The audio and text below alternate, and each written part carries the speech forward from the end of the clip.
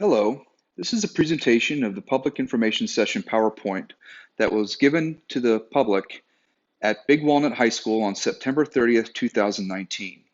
The intent of this session is to inform the public about the ongoing redistricting study and to help them understand about the process and how they can participate. I am Matthew Cropper. I've been working with the district on this process and also am facilitating all the meetings and working with the public and community as we work through the study. The purpose of tonight's meeting is for you to learn how the school redistricting process has been working. We'd like the public to review draft Phase 1, Options 1 and 2 for 2020-21, as well as Phase 2, which is expected to be implemented in 2023-24. And finally, we'd ask the public to complete online surveys related to the options to provide valuable input to the process. A little bit about who we are. We are Cropper GIS Consulting, based out of Delaware, Ohio, but we work with districts all over the United States doing just this kind of work. Our specialty is school redistricting. We have worked with Big Walnut in the past, also other districts in Ohio, and districts all over, like I said, everywhere from 2,000 to 200,000 students. So we bring to the table expertise in what has and what hasn't worked for schools, as well as we bring technology and the ability to map out student data and information to make informed and accurate decisions. As I said, I am Matthew Cropper, and I have 20 years of experience doing this kind of work with districts all over the United States. It's an honor to be working with the Big Walnut community on this process. So why is there a need to redistrict? The school district is in the process of making changes to their facilities that includes construction and also realigning grade configurations to make use of all of their buildings. This is basically what's necessitating the need to evaluate school attendance boundaries. A new 500-seat capacity elementary school is planned to be open in fall of 2020 that is intended to serve grades K through 4. Also, Harrison Street School is currently a pre-K4 building that has a zone around it. That school, effective fall 2020, will no longer have an attendance boundary, as the school will serve pre-K students from across the entire district. In fall 2022, there's a series of changes that are being planned. A new high school will be opened in fall of 2022, which will serve grades 9 through 12. The current high school will then shift to serve grades 7 through 8, which will occur the same year, fall 2022. And then the current middle school will serve grades 5 through 6, beginning fall 2022. These three changes that are occurring in fall 2022 are not expected to have any impact on boundaries, as they will just be serving students district-wide. The final thing that's driving some change is the current intermediate school building will serve grades K through 4 beginning fall 2023. So this building will also need an attendance boundary for it. And as you can see, there are three phases of construction that are happening over the next several years. The ones that are driving the need to look at boundaries are in fall 2020 with the new elementary, in fall 2023 with the other Big Walnut Intermediate converting into a K4 building. We do have some rules to follow, and these are often referred to as redistricting criteria. And these are basically what the committee and staff and what people who are looking at boundaries evaluate as they consider moving a line one way or the other. The best plan will be one that best adheres to these redistricting criteria as a whole.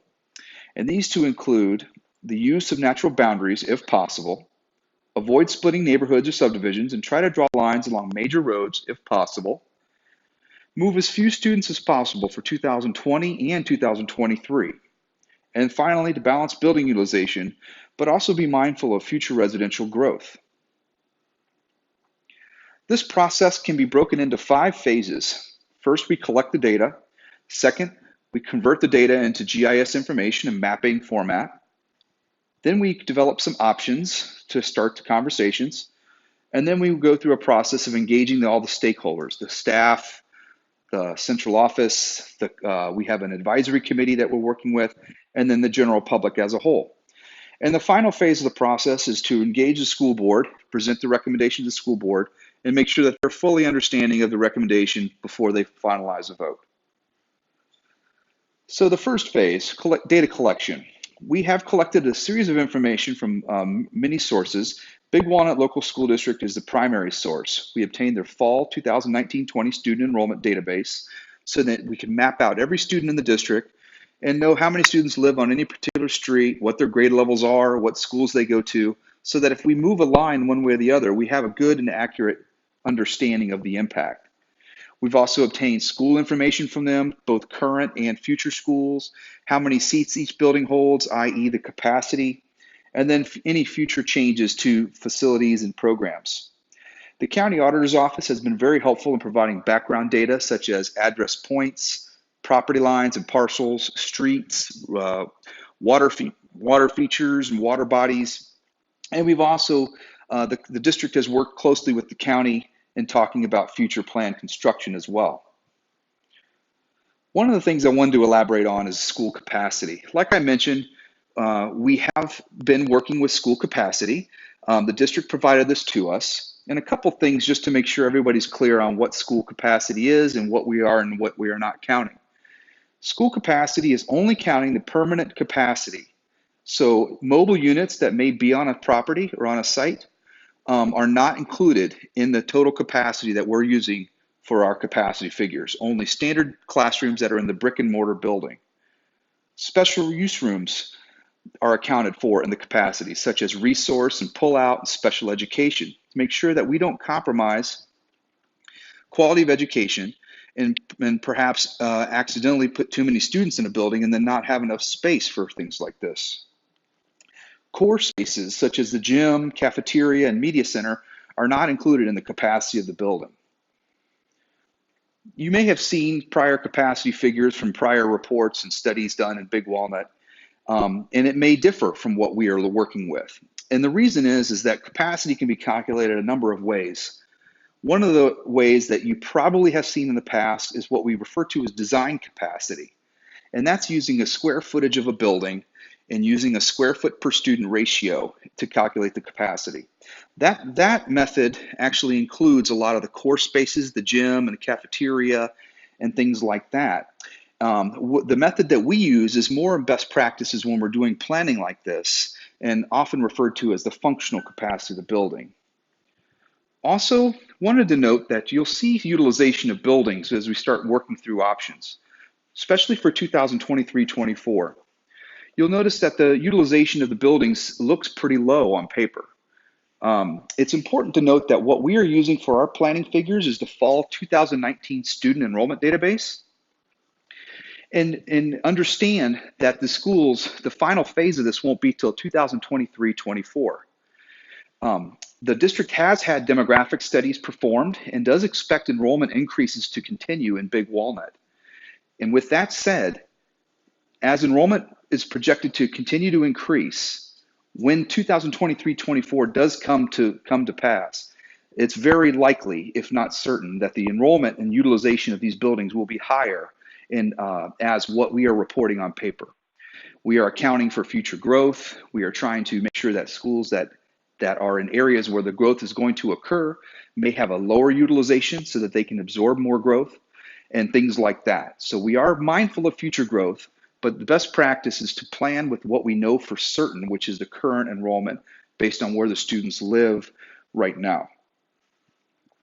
The second phase of this process is converting data into GIS format, aggregating it all together into a mapping system so that we can make tables and maps and statistics that are easy to read and easy to understand. Then you don't have to be a GIS expert to work through it. One of the things you'll see when we start looking at maps are what we call planning blocks. And the large-scale plot maps have these black and white dashed outlines on them. Those are what we call planning blocks. These are really the building blocks for redistricting. When you look at the planning block, you'll see a PB number, and that stands for the planning block ID number. And then below that shows you how many elementary students that go to Big Walnut schools live in each planning block. This helps inform everybody to how many students live in the various areas of the district and what would the impact be if we moved an area one way or the other. The third phase of the process is baseline options development. So we typically start the process with developing a couple of options to share and kickstart the conversation.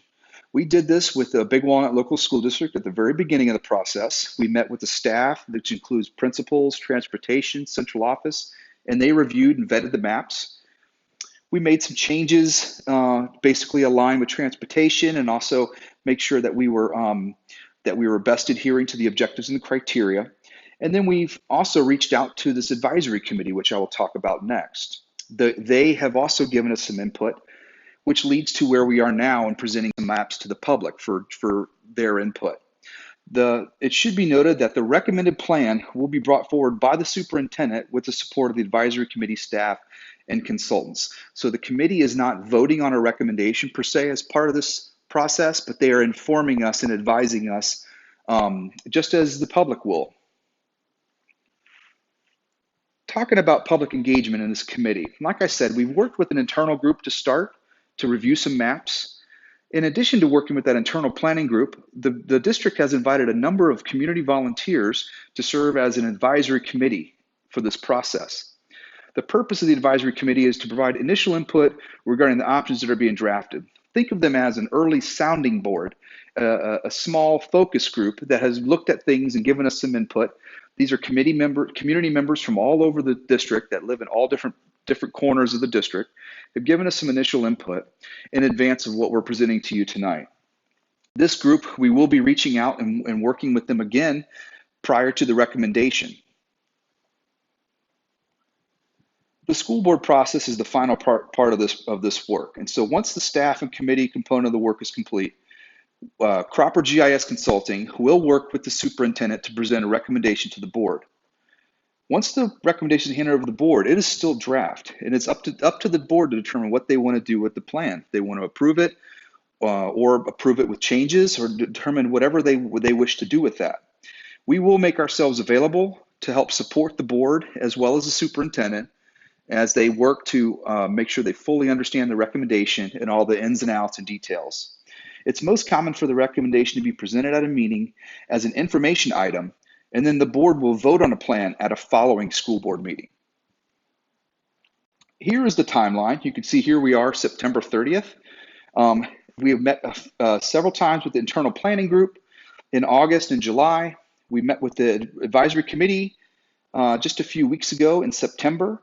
And then we will have a survey that's kicked off tonight that will solicit some input from the public. And we'll be reporting that. That survey deadline is October 20th. And then we'll be reporting that back to the internal group in late October. And then regrouping with the advisory committee again in November. And then a presentation of final recommendations will be made to the board on November 21st, with the school board expected to vote on a plan December 19th of this year. Just remember that everything's draft as we work through the process. Even the maps that we're sharing with you tonight are draft. Anything is subject to change based on input from the community. What we're looking for is constructive feedback. If you feel like there's an adjustment that needs to be made to bring us closer to adhering to our objectives and criteria, that's what we're looking for, and that's what could drive a change to the map. Let's look at the zones. Just give you a little walkthrough of the boundaries. So these are the current schools. You can see elementary schools. You can see 4 different zones. Starting in the top right, that's Harrison Street zone, the purple area. That zone will be dissolved as it becomes a district-wide pre-K center in 2020. The orange zone in the top left is General Rosecrans. That actually comes, the building is south of 36. And then Big Walnut Elementary is the blue on the bottom left, and the bottom right is Highland Souders Elementary School. This is the map that shows phase 1, one of 2 maps that are drafted for a 2020-21 school year. When you look at this map, the background color shows you the option, and then the black outline that's on top of the map shows you the current boundaries so you could see how areas are moved. So looking at the top, you can see the pink across the top. All of the Harrison Street area that's in the top right turns pink in fall of 2020 in this option, all of Harrison Street would feed into Prairie Run in effective fall 2020. Likewise, north of 36, areas that currently go to General Rosecrans would feed into the new Prairie Run Elementary School. General Rosecrans picks up a little bit of area from Big Walnut Elementary, mostly undeveloped land, to help give them some some initial relief, and also be proactive as if they do continue to grow and build homes over the next year. And then Highland Souders is in the bottom right, and they don't have any impacts in this first phase. Now let's look at phase one, option two. Phase one, option two looks very similar to phase one, option one, particularly in the north. Prairie Run still pulls from General Rosecrans north of 36, as well as Harrison Street area on the northeast of the district. The difference between phase one, option one, and phase one, option two is an area that's down near Rosecrans, Hollywoods. This area is brought into General Rosecrans in phase one. You will also see that this area does feed into General Rosecrans in phase two in the final plan. The thought by the internal planning group and also the planning advisory group was to go ahead and move this area into Rosecrans to give Big Walnut some more immediate relief. Let's look at phase two. This is the phase two map. So you can see the yellow color area represents the new school, which is what's new elementary school, which will be at Big Walnut intermediate location. So in looking at this map, you can see the top right area, the area that was Harrison Street, that was moved to Prairie Run. This area does move into the new elementary school at Big Walnut intermediate location. This area that is in Harrison Street that does go to the new school in 2023-24 is the only area that is impacted in terms of moving twice. So these students will go to Prairie Run for 2020-21, and then they will go to the new elementary school in 2023-24. Our focus is to try to minimize this and move as few students as possible, and certainly try not to move students more than once. But with the building plans and the way that things were structured, there was no way that Big Walnut School District could avoid this, and this is what it represents. The pink area is Prairie Run Elementary, and you could see the area around in the top fringes of the Harrison Street zone that were moved to Prairie Run stay in Prairie Run, with the exception of the yellow area. The Meadow Chase area that was currently in Big Walnut Elementary School is fed into Prairie Run to balance utilization. The area that I had mentioned in phase two that was sent to General Rosecrans, the Hollywoods area, remains in General Rosecrans. So those students, either they move in phase two, or they move in phase one, option two. And finally, the new elementary school picks up area around from Big Walnut Elementary School in the center of Galena, primarily because the school is right around that area, as well as utilization balancing. And an area, the northern part of Souder Zone, is moved in the new elementary school. This includes areas off of Trenton Road north, but does not include Sage Creek, Galena Point, and other developments along the reservoir. Statistics and information have been provided to the public so they could see the kind of information that the committee was looking at. This includes enrolled utilization. You could see currently the schools are enrolled about 99% full with the current schools, and General Rosecrans is 108%. So there certainly is a need to add capacity, which the school district has addressed already in their master planning. The tables show you the estimated enrollment, the number of students that are estimated to be in each building based on the fall 2019 enrollment, based on students that live inside each zone. And then you can see the bottom table shows you utilization percent. So this represents the number of students, how full is the building? You would answer that question by looking at this. Again, I'll mention the phase two utilization. You see that those utilization numbers are a little low, but this is done purposely so that the district could anticipate future growth potential that is certainly coming. There are a number of housing developments in the district that are already broken ground and they are actively building. And then there are a number of other ones that have been in talks of developing.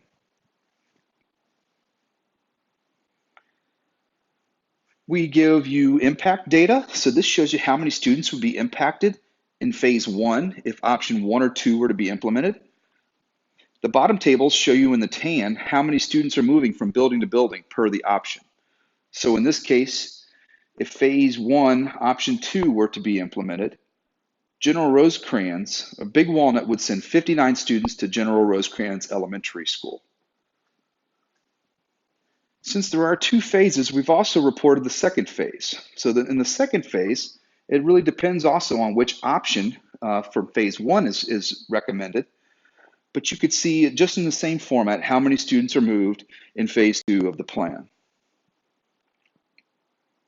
And finally, like I mentioned, there was a section of students that are moved twice as part of our work. These are the students that live in the Harrison Street area that were moved to Prairie Run, but then moved to the new elementary school once the new elementary school is open and ready in 2023-24. And this represents 184 total students that would be moved twice, and the district will make all efforts to minimize their impact and to make sure that they feel comfortable as they transition into the new schools if this draft were to be approved. So the format of the meeting tonight is a gallery walk. We're asking the public to review draft phase 1, options 1 and 2, as well as draft phase 2 elementary maps, and there's data. We're going to have multiple copies of the maps on the walls at the high school so people can look at them and talk with committee and consultants and staff. Most importantly, we have a survey available on the Big Walnut Local Schools website. You can go to the webpage and find the survey, or there's a QR code located on the handout that we provided at the meeting, which I'm sure will be available online as well. If you want to know how to use the QR code, you can just open up your camera on your iPhone or whatever your smartphone is. And if you click on that QR, if you point at that QR code, it should pull up a little option to go directly to a link on the internet. So that's a very good way to easily access the survey. The survey deadline is October 20th, 2019, and that's a Sunday. So all we ask is that you have your survey in by the end of the day, by the end of the night there, so that we can, on Monday morning, we can download the results and put a report together. And although it's important that we have discussions with you, and we do want to hear from you and talk with you around the maps, please fill out the survey. Tell your neighbors and your friends that they can fill out the survey. They can follow this, listen to this PowerPoint, and participate just like anybody who may go on to the meeting can. Next steps, the staff is going to review additional public feedback from these online surveys. Adjustments could be made, like I said, if it does bring us closer to adhering to the objectives and criteria. The internal planning group will meet at least one more time, probably 2 or 3, via web conferencing and on-site meetings. And then we're meeting the advisory committee on November the 11th. After that work is done, the district will finalize a recommendation, which will then be presented to the board on November 21st. Again, we thank you so much for your time and watching this presentation, and please go to the website, the district website, to find the online survey. Remember that survey deadline is October 20th, 2019. We'd look forward to hearing from you, and thanks again for your participation.